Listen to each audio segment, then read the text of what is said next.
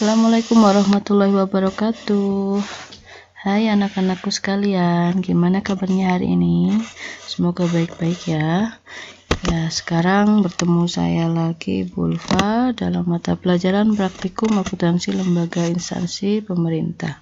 Di kelas 12 ini yang akan kalian pelajari adalah tentang akuntansi pemerintah daerah dan desa.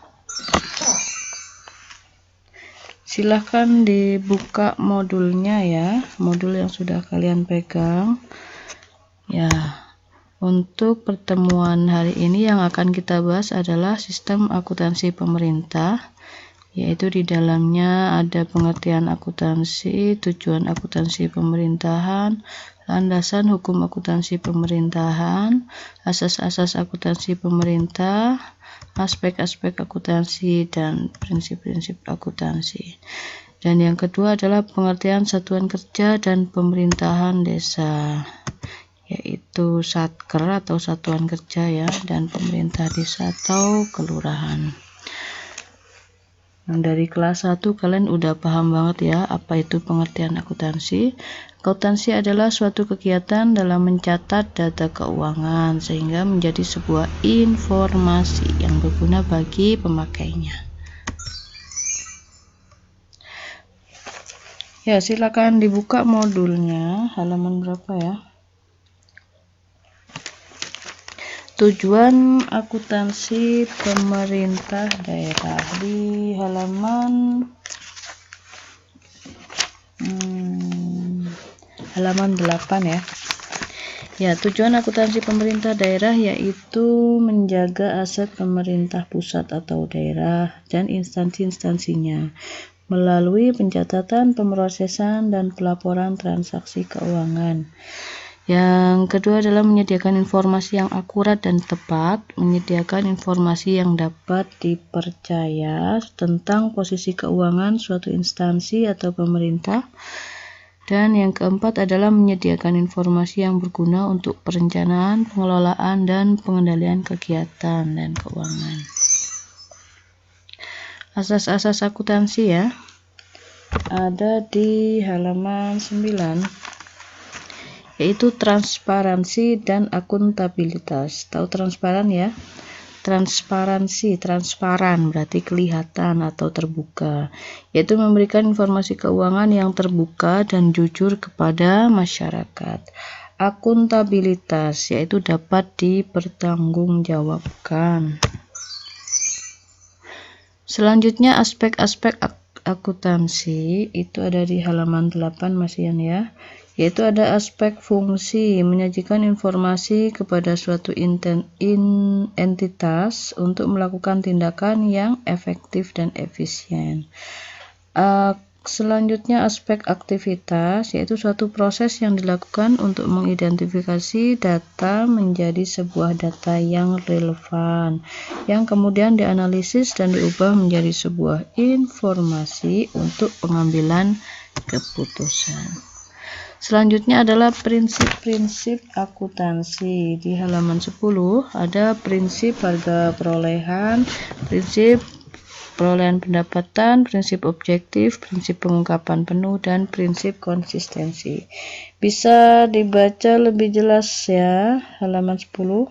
Jika ada yang ditanyakan, nanti silahkan ditanyakan di kolom komentar. Selanjutnya adalah satuan kerja. Satuan kerja yang disingkat satker. Halaman 10 ya. Satker ada satker pusat, ada satker UPT, unit pelaksana teknis, dan ada juga satker khusus.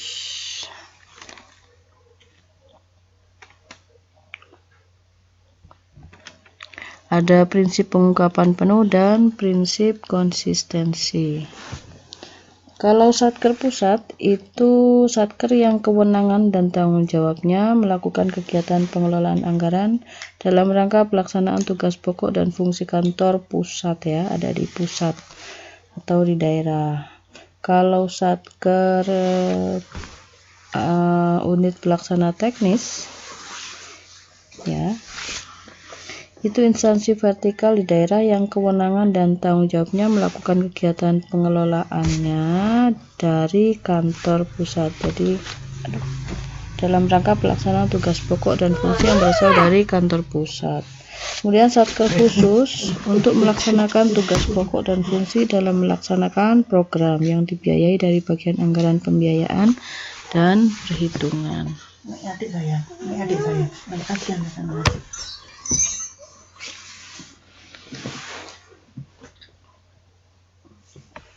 Selanjutnya adalah satuan kerja dalam konstruksi keuangan daerah ya. Ada SKPD dan ada SKPKD.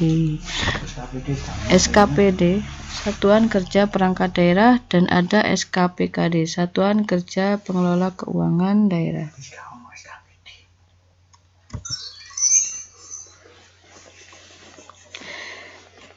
Selanjutnya tentang pemerintah desa atau kelurahan.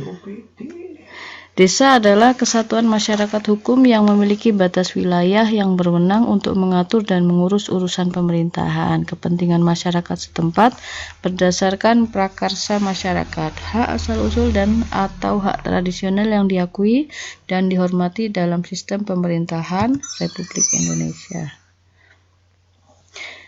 Pemerintah desa adalah kepala desa atau yang disebut dengan nama lain dibantu perangkat desa. Pemerintah desa adalah penyelenggaraan urusan pemerintah dan kepentingan masyarakat setempat dalam sistem pemerintahan NKRI. Ini ya, pemerintah desa dibantu oleh BPD, Badan Permusyawaratan Desa.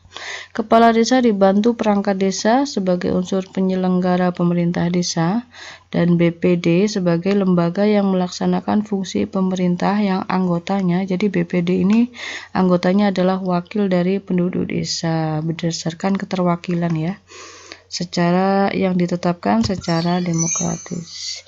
Ini adalah susunan organisasi pemerintah desa. Jadi yang paling atas adalah kepala desa. Di bawahnya ada sekretariat desa atau biasa disebut carik ya. Di bawahnya lagi ada kepala urusan. Kepala urusan paling banyak terdiri dari 3 urusan, yaitu urusan tata usaha dan umum, urusan keuangan, dan urusan perencanaan. Dan paling sedikit 2.